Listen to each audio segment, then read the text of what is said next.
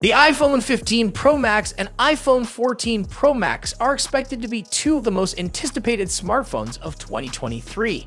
Both phones are expected to feature significant upgrades over their predecessors, but there are also some key differences between the two models. In this video, we will compare the iPhone 15 Pro Max and iPhone 14 Pro Max in detail, so you can decide which phone is right for you. Design. Apple typically sticks to the same design for years on end. The iPhone 8 from 2017 looked pretty much like an iPhone 6 from 2014. The iPhone 14 Pro Max looks just like an iPhone 12 Pro Max with a larger camera. Point being, Apple rarely changes a product's design, but it's a big deal when it happens. Did it happen this year? No. But we do get a new design material. The iPhone 15 Pro and iPhone 15 Pro Max are made with titanium frames for a lighter feel, but still tough endurance. The new metal also has a new brushed titanium finish, which is very welcome. The iPhone 14 Pro's stainless steel frame looks pretty and all, but that shiny finish gets smudgy really fast. Additionally, the iPhone 15 Pro Max is ever so slightly smaller since it has thinner bezels around the display, thus a slightly higher screen-to-body ratio. As for buttons, you will find the power and volume buttons to be on the same spots on both phones. But the iPhone 15 Pro Max has an extra one. The Action button now replaces the good old mute toggle. By default, the Action button will cycle through mute and ringer, but you will also be able to customize it to open apps, Siri shortcuts, flashlight, camera, focus modes, etc. It sounds fun, but we can't say we won't miss fiddling with the good old mute toggle on a classic iPhone or a non-Pro. Also, the iPhone 15 series have a USB Type-C port instead of the Lightning port for charging and data transfers. You have the EU regulators to thank for this. The non-Pro iPhones are still in the Stone Age, stuck to USB 2.0 speeds, but the iPhone 15 Pro and iPhone 15 Pro Max will be able to transfer data via cable with USB 3 speeds. That means 10 gaps or 20 times faster than USB 2.0 and Lightning. Finally, you will be able to get those super huge video files off your iPhone if you have the optional USB 3 cable that is. Display differences. We have mostly the same screens on both devices. Samsung made OLED panels that have the dynamic island cutout on top, 120 Hz refresh rates, and 2000 nitmax peak brightness. Do you ever need that much brightness? Possibly not, but Apple is using it for headroom so it can display HDR videos and photos comfortably, no matter your ambient lighting conditions. The other numbers haven't changed. Same 6.7-inch size with the same 1290 x 2796 resolution and a 120 Hz promotion refresh rate. Apple has found what it's comfortable with, and in fairness, it works. Performance and software. Another iPhone, another new processor. The line of succession is followed, and the SoC inside the iPhone 15 Pro Max is called Apple A17 Pro. Yes, not Bionic, but Pro. Air, mostly because it unlocks the USB 3 speeds, but it also gives us a GPU with ray tracing and 10% faster CPU cores and machine learning assisted upscaling for high-res gaming. It is also a bit of a celebrity. The A17 Pro is the world's first smartphone SoC built on a 3-in process, which is ridiculously small.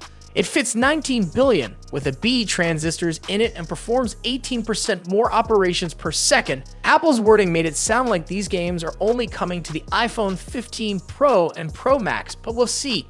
It doesn't sound like a great investment for a game studio to only develop for 2 devices. What we do know is that the iPhone 14 Pro Max is still very snappy, fast, smooth, and basically among the best performing smartphones on the market.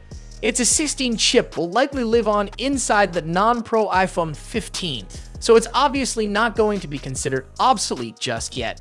And software. Given that Apple updates its older iPhones just as fast as the newer ones, expect both of these devices to have iOS 17 at the same time. Well, technically, the iPhone 14 Pro Max will have it first.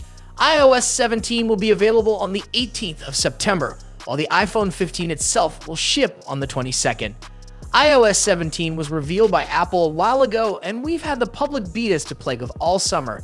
No extra features regarding a dynamic island have been shown yet, but Apple did say that what we saw at WWDC is not the extensive list of new features. As for what's actually going to be new with it, we will get a new customizable contact poster. Basically, you will be able to choose how you present yourself on the screen of whomever you are calling. There's also a new journaling app and quality of life improvements inside a message, better ways to share your location, and automatic ways to let close ones know when you have gotten home safely. Camera. The main camera sensor of the iPhone 15 Pro Max hasn't changed. It's still the big 48MP that was introduced with the iPhone 14 Pro Max. What's new with the 15 is the image processing. With upgraded photonic engine and HDR pipelines, Apple is promising better details, better low-light performance, and more accurate skin tones. Plus, the iPhone 15 Pro Max now bins pixels and shoots 24MP photos by default. The iPhone 14 Pro Max defaults at 12MP. Should we expect double the image quality? At this point, we are hoping for less software over-sharpening. What the iPhone 15 Pro Max is getting is a new periscope zoom telephoto lens. Well, it's the tetraprism lens. Look, the end result is a 5x optical zoom. Do we need that much? That's debatable. Apple will be using software magic to make sure the 1x to 4.9x zoom range is of lossless quality, and the new lens allows for a software zoom of up to 25x. The iPhone 14 Pro Max has a 3x telephoto lens and caps out a 15x total digital zoom.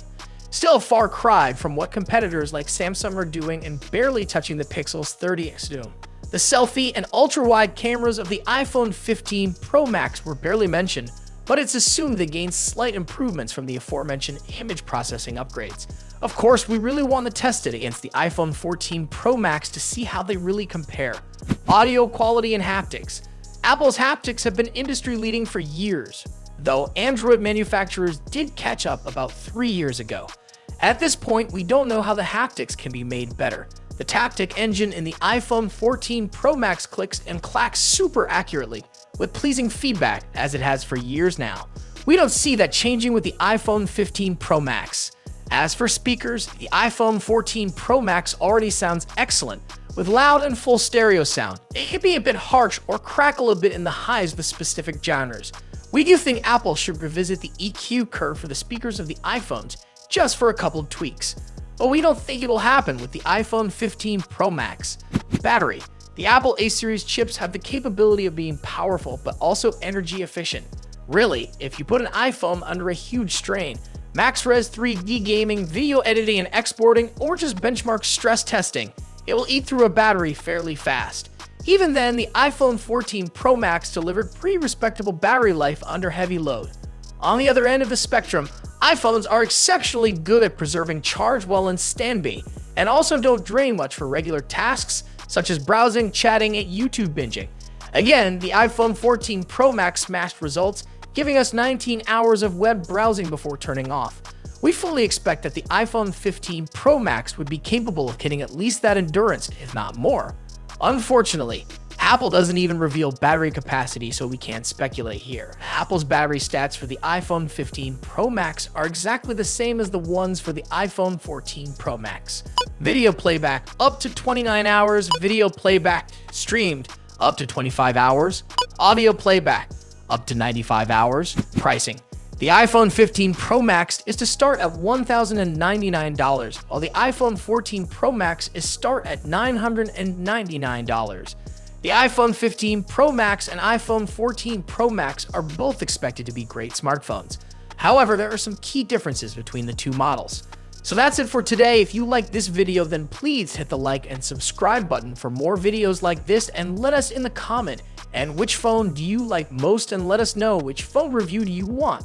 Thanks for watching.